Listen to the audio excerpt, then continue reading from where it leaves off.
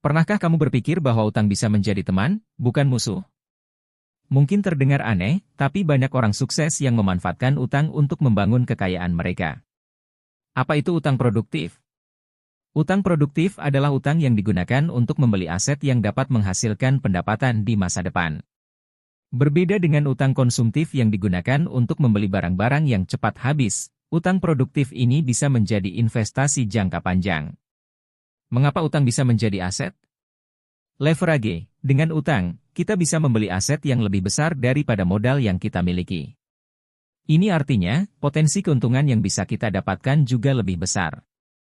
Inflasi. Jika aset yang kita beli nilainya naik lebih cepat dari tingkat inflasi, maka utang kita akan semakin ringan. Pajak. Beberapa jenis utang bisa memberikan manfaat pajak, seperti bunga KPR yang bisa dikurangkan dari penghasilan kena pajak. Contoh utang produktif. Kredit usaha, utang ini digunakan untuk memulai atau mengembangkan bisnis.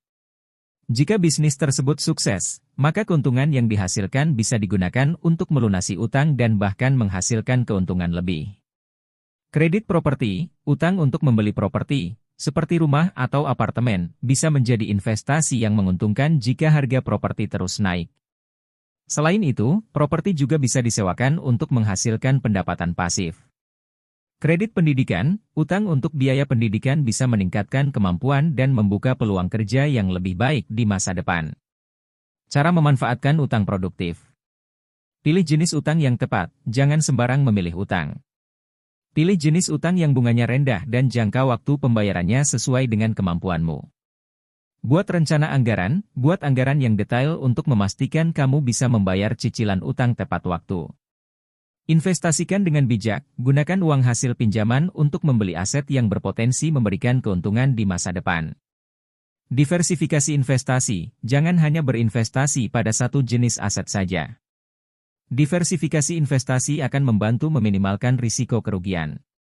Pantau secara berkala, pantau terus perkembangan investasi dan kinerja keuanganmu. Jika ada masalah, segera ambil tindakan. Risiko utang produktif.